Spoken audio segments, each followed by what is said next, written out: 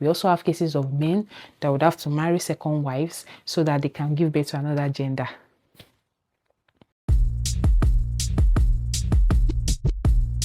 If you're new here, this is the first corner. Today, I'm going to be talking about some pregnancy and postpartum myths that have been circulated and believed by a lot of people. Honestly, while some of them were so hilarious, some of them really pissed me off. Some of these myths have caused a lot of worry, stress, and shame for moms, and it's high time they are debunked. Let's dive into it. Myth 1. Sex during pregnancy would affect the baby. You even hear some men say, I don't want to have sex with my wife while she's pregnant because I don't want to harm the baby. Or some will even say they don't want the baby to watch what they are doing. Sex is generally safe in pregnancy as the baby is protected inside the uterus and is surrounded by the amniotic sac and fluid. Yes, sex during pregnancy can be stressful for some moms, but if you enjoy it, go for it. So unless there is a medical reason, it is perfectly fine. Now, to myth number 2. Heartburn means your baby will be born hairy. I've had people say if you have heartburn during pregnancy, your baby will come out with a full head of hair. When I was pregnant with my first child, I had terrible heartburn. I could barely sleep. It got to a point where I would have to take like ice water before I would be able to sleep, only for my baby to come out with little hair. The real reason for heartburn is that the pregnancy hormones slow down digestion. They relax the valve between your stomach and your esophagus, causing acidic stomach juices to sneak back up and burn your throat. Heartburn can also get worse when you take spicy or fatty foods and carbonated drinks. Cesarean section makes your tummy bigger. I laugh every time I hear this. Cesarean section does not make your stomach big. What affects your belly is how the body carried the pregnancy, healing, genetics, and sometimes diastasis recti, which is the increased distance between the abdominal muscles. Yes, C-section is a major surgery and takes time to heal, but it doesn't make your tummy big. Breast milk starts flowing immediately after childbirth. Breast milk doesn't flow immediately after childbirth for everyone. Sometimes it takes a lot of patience, perseverance, and support. When I had my first child, I can remember it took days for the breast milk to fully come in. Milk production is dependent on your body itself, how often your baby nurses, your hydration, stress, and so on. Don't stress if your milk supply doesn't come immediately after childbirth. Breastfeeding makes your breast sag. I would say this is one of the ones that pissed me off when I heard about it.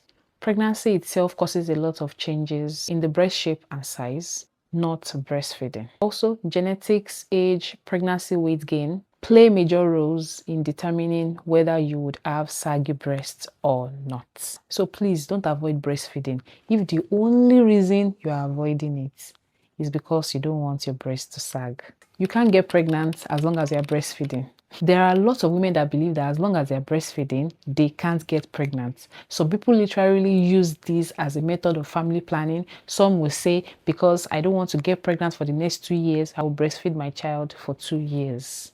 Whether or not you are breastfeeding, you still ovulate, and as long as you're ovulating, you might get pregnant, even if you're exclusively breastfeeding. So if you know that you were actually planning to have more children in the future, you can take the risk. But if you know you are done with childbirth, please don't take the risk.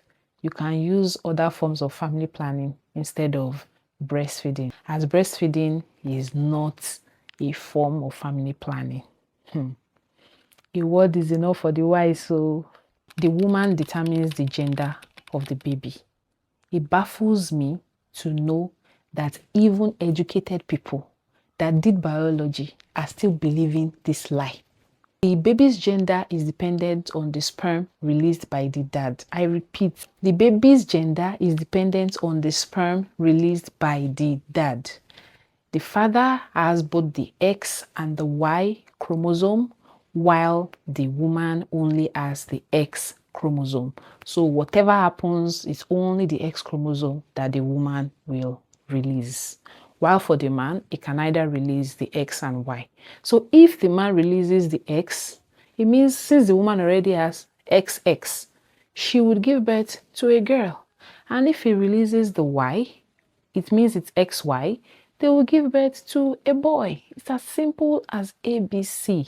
You have cases of women who are already tired of childbearing, they're tired of giving birth, but because of the pressure from left, right, and center, that you, this woman, you are the one that is not giving us what we want. We have cases of women that give birth to probably girls, because I know the pressure is usually more on women that give birth to only girls than those that give birth to boys. But pressure is pressure. So you see them having to give birth to more children, even though their bodies are tired, just because they've been told several times that they are the ones determining the gender of the baby. We also have cases of men that would have to marry second wives so that they can give birth to another gender.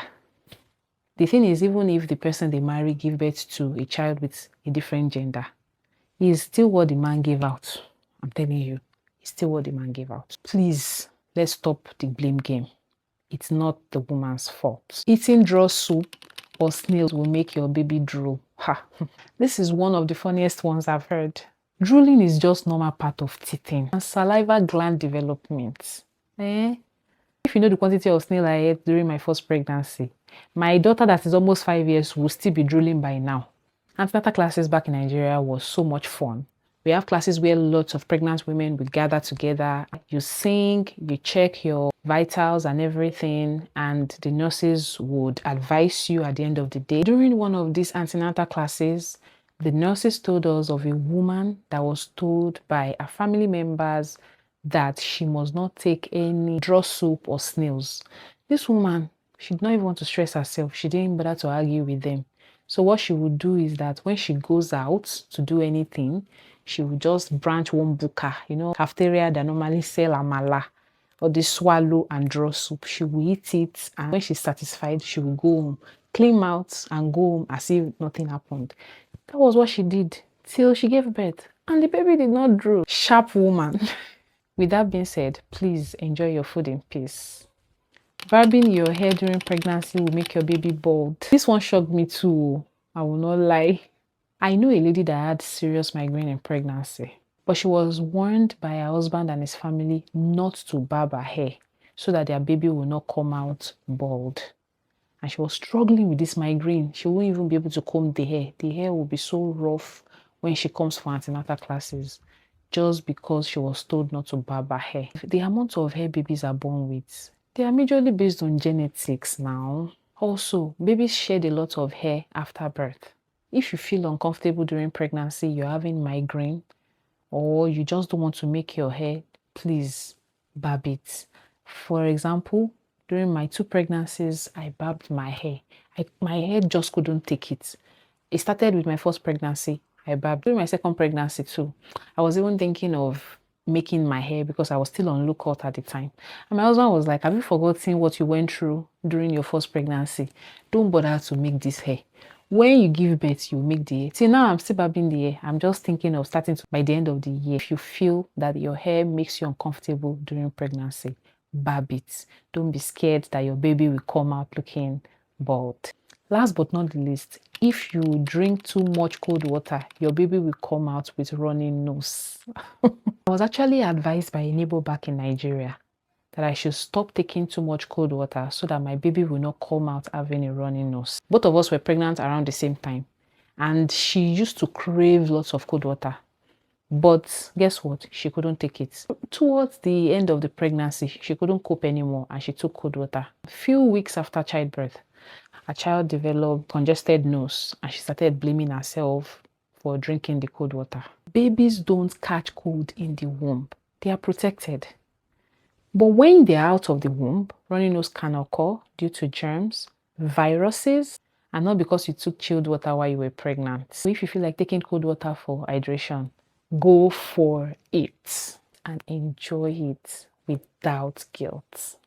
If you've heard any other crazy myths or want to share your experiences, drop a comment below. I love reading comments and I promise I will respond as soon as I can. Don't forget to like this video if you enjoyed it and subscribe for more real talk on motherhood and life in Canada. Don't forget to turn on your notification so you don't miss any upcoming video from me. Thank you for watching. See you next time.